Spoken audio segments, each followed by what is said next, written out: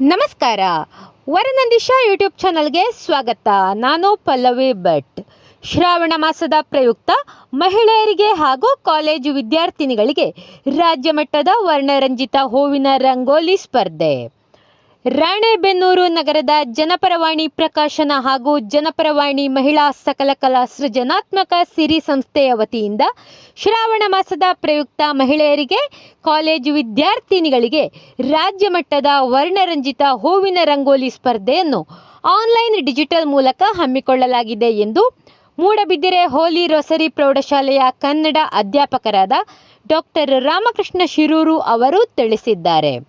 ಮನೆಯಲ್ಲಿ ವಿವಿಧ ತರಹದ ವರ್ಣರಂಜಿತ ಮಲ್ಲಿಗೆ ಹೂ, ಬಣ್ಣ ಬಣ್ಣದ ಗುಲಾಬಿ ಹೂಗಳು, ಹೂವಿನ ದಳಗಳು ಹಾಗೂ ಹಸಿರು ಎಲೆಗಳನ್ನು ಬಳಸಿ ಆಕರ್ಷಕ ರಂಗೋಲಿ ರಚಿಸಿ ನಿಮ್ಮಲ್ಲಿರುವ ಕಲಾ ಪ್ರತಿಭೆಯನ್ನು ಜಗತ್ತಿಗೆ ಪರಿಚಯಿಸುವುದಕ್ಕಾಗಿ ಇದೊಂದು ಸುವರ್ಣಾವಕಾಶವನ್ನು ಕಲ್ಪಿಸಲಾಗಿದೆ. ಪ್ರಾಕೃತಿಕ ಸಾಮಗ್ರಿ ಸ್ಪರ್ಧೆಯಲ್ಲಿ ವಿವಿಧ ಬಗೆಯ ನೈಸರ್ಗಿಕ ಹೂಗಳು, ಹೂವಿನ ಎಸಳುಗಳು, ದಳಗಳು ಮತ್ತು ಹಸಿರು ಎಲೆಗಳನ್ನು ಮಾತ್ರ ಕಡ್ಡಾಯವಾಗಿ ಬಳಸಬೇಕು. ತಾವುಗಳು ತಯಾರಿಸಿದ ರಂಗೋಲಿ ಬಿಡಿಸುವಾಗ ಸ್ವಲ್ಪ ವಿಡಿಯೋ ಚಿತ್ರೀಕರಣ ಮಾಡಬೇಕು.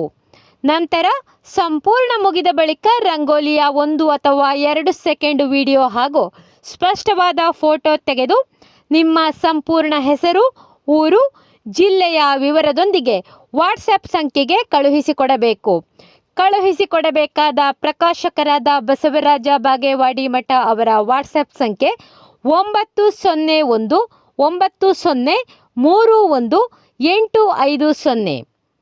ಈ ಸಂಖ್ಯೆಗೆ ಕಳುಹಿಸಿಕೊಡಬೇಕೆಂದು ನಿವೃತ್ತ ಶಿಕ್ಷಕರಾದ ಮೃತ್ಯುಂಜಯ ಪಾಂಡವಪುರ ಅವರು ತಿಳಿಸಿದ್ದಾರೆ.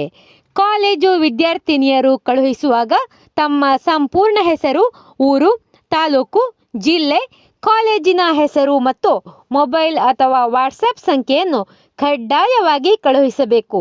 ವಿಶೇಷವಾಗಿ ಸಾಂಪ್ರದಾಯಿಕ ಹಾಗೂ ಆಧುನಿಕ ಶೈಲಿಯ ಸೃಜನಶೀಲ ವಿನ್ಯಾಸಗಳಿಗೆ ಆದ್ಯತೆ ನೀಡಲಾಗುವುದು. ಹೂವಿನ ರಂಗೋಲಿಯ ಹತ್ತಿರ ಸ್ಪಷ್ಟವಾಗಿ ಕಾಣುವ ಹಾಗೆ ನಿಮ್ಮ ಹೆಸರು ಮತ್ತು ದಿನಾಂಕ ಇರಲೇಬೇಕು. ಎಡಿಟ್ ಮಾಡಿದ ಹೂವಿನ ರಂಗೋಲಿಯ ಫೋಟೋಗಳಿಗೆ ಆದ್ಯತೆ ಇರುವುದಿಲ್ಲ.